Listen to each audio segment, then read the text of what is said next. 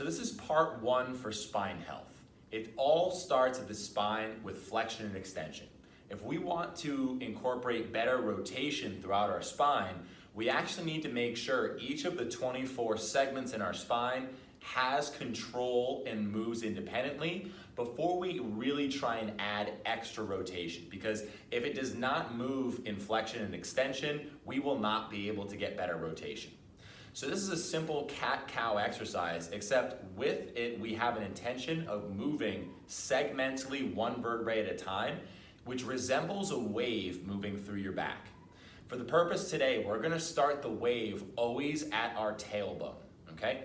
If you have a yoga block or a small foam roller, you can squeeze it between the knees. If you are tall and you have one of these small foam rollers, you can certainly use it a little wider, but I'd suggest for most people they go here.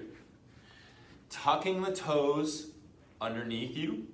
Starting out, don't have the elbows totally locked. Keep a little softness, but now pull the chin away from the floor.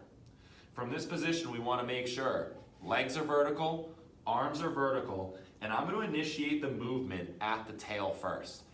If I had a tail, I want to think about starting to lift my tail to the ceiling, and if my hips were a bucket of water, they'd be spilling the water into my lower back. I spill that water into my middle back, and then as I spill in my upper back, I don't sink in, I push away and lift the collarbones up. From this point, I don't move anything in my upper body, and I start to tuck the tail between the legs, rounding one vertebrae at a time, moving through the mid-spine, the upper spine, and then the chin moves last. Being careful not to move forward and back here. All right, extra breath is encouraged when you're in this position, especially trying to push air to that lower back region that's in breathing part 2.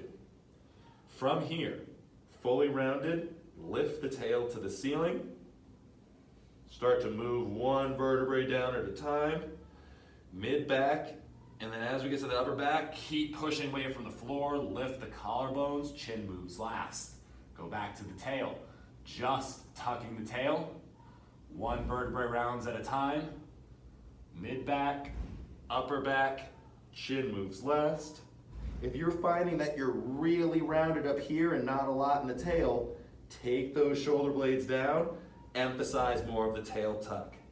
One more in each direction, lifting the tail, one vertebrae at a time moves, extend, tuck the tail, one vertebrae at a time rounds, and flex.